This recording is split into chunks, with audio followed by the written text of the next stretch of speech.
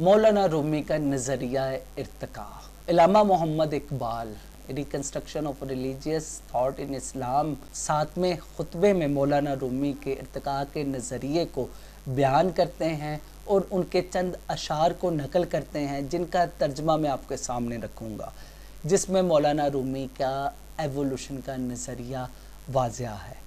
فرمایا، زمین کی گہرائیوں میں دھات اور پتھروں کے اندر پلا. یعنی انسان کے بارے میں مولانا رومی نے فرمایا کہ زمین کی گہرائیوں میں دھات اور پتھروں کے اندر پلا. پھر میں رنگ برنگے پھولوں کی مسکراہٹ میں ظاہر ہوا. پھر میں وحشی جانوروں اور گزرتے زمانوں کے ساتھ زمین اور ہوا اور سمندروں پر اڑا پھرا. مجھے ہر بار نئی زندگی ملی.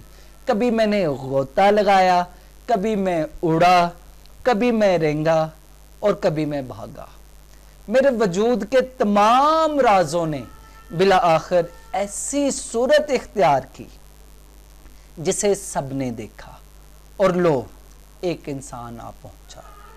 اب میری منزل ہے بادلوں سے آگے، آسمانوں سے پرے، ایک ایسے جہاں میں جہاں نہ کوئی بدلتا ہے اور نہ کوئی مرتا ہے، ایک فرشتے کی شکل میں. اور پھر اس سے بھی آگے، رات اور دن کی حدود سے، حیات و موت اور ظاہر و باطن کی پابندیوں سے بہت آگے، جہاں جو کچھ ہے وہ ہمیشہ تھا اور ہمیشہ رہے گا. یعنی ایسا ایک جس میں سب کچھ سمایا ہوا ہے.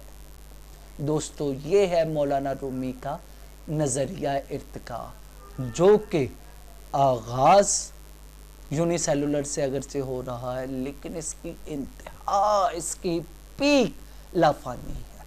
ایک لافانی انسان.